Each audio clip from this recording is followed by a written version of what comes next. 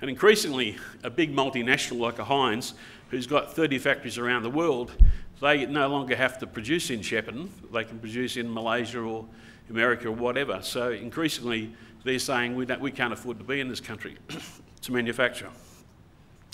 A good example of cost, I think the next speaker will cover this soon, is a recent article in the Fin Review talking about Goodman Fielder's distribution costs, which are it costs them 43% of the cost. The total cost is in delivery, which is more than it costs to make it. And transport costs will increase with increasing diesel costs, increasing compliance costs, carbon tax, etc. So freight and logistics has become a real issue for us in the food industry.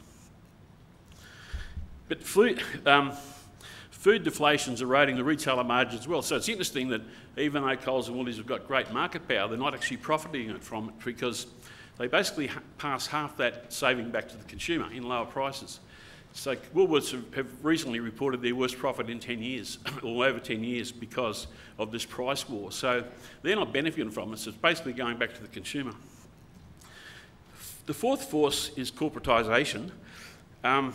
And it's sort of happening a lot more in the fresh food industry, but if you do an analysis of the major fruit and veg categories, the potatoes, the onions, garlic, carrots, citrus, apples, in most industries you can add up about eight businesses will account for 70% of the category.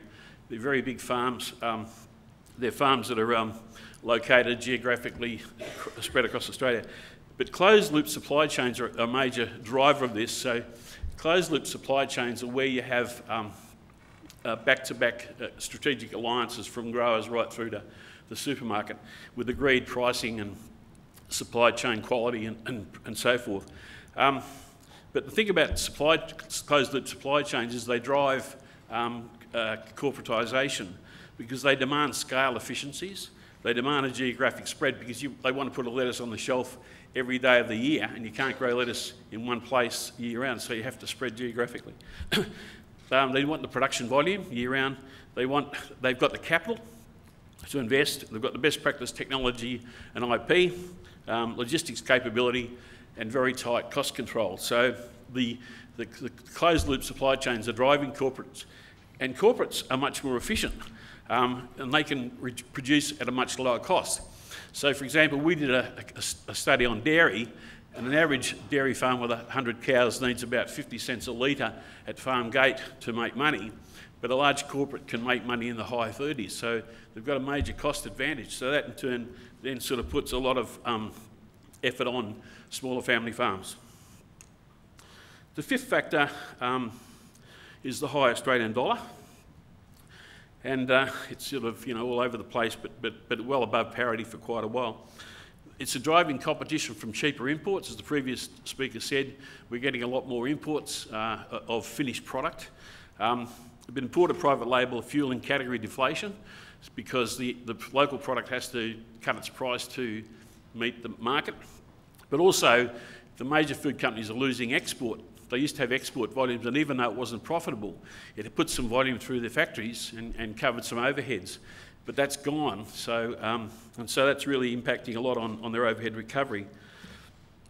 The Australian dollar needs to be in the 70-80 range for us to be viable in food processing, and we're talking about it being in the 90s to 100 or whatever for quite a while. So I think that the prognosis there and the continuation of imports and the loss of export will continue for quite a while to come.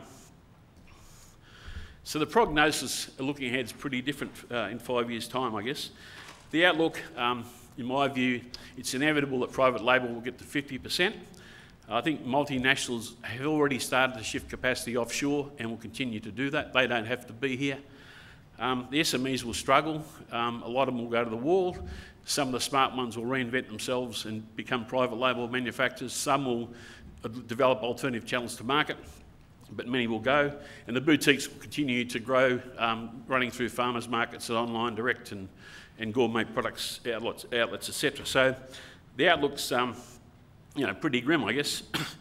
I guess the danger is that Australian food industry will become relegated to producing first stage value-added product, and meat, milk, grain, etc., which is what we're good at.